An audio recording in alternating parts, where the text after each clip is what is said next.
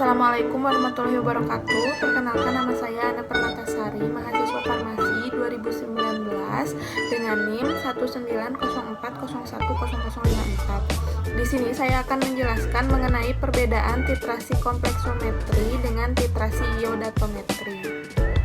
Untuk perbedaan kedua titrasi ini meliputi pengertian titrasi, jenis pentiter, analit, indikator yang digunakan, titik akhir titrasi, dan metode titrasi yang dilakukan.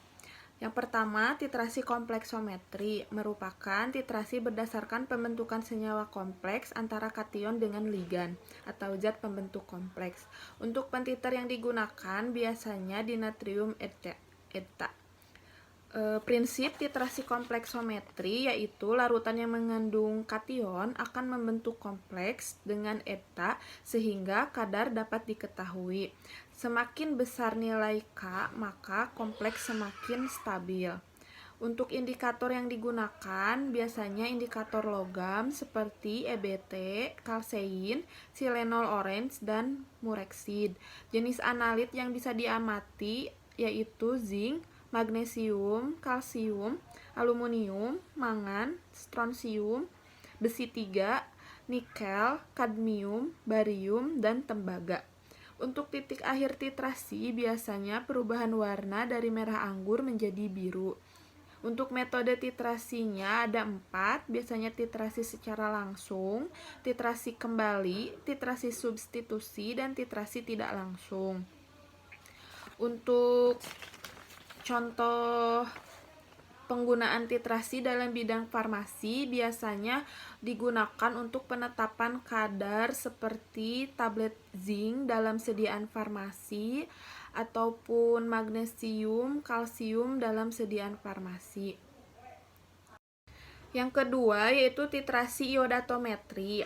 Titrasi iodatometri merupakan titrasi yang menggunakan oksidator kuat sebagai pentiternya dan dilakukan dalam suasana asam. Prinsip reaksi titrasi iodatometri yaitu reaksi oksidasi berlangsung dalam suasana asam dan iod yang terbentuk akan ditunjukkan dengan suatu indikator.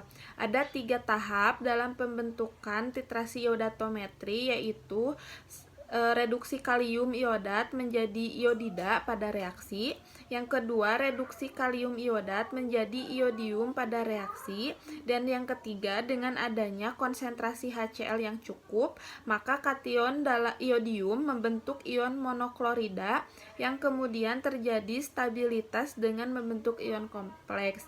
Jadi, karena titrasi iodatometri dilakukan dalam suasana asam, maka harus ada penambahan larutan asam yang biasanya digunakan yaitu asam klorida.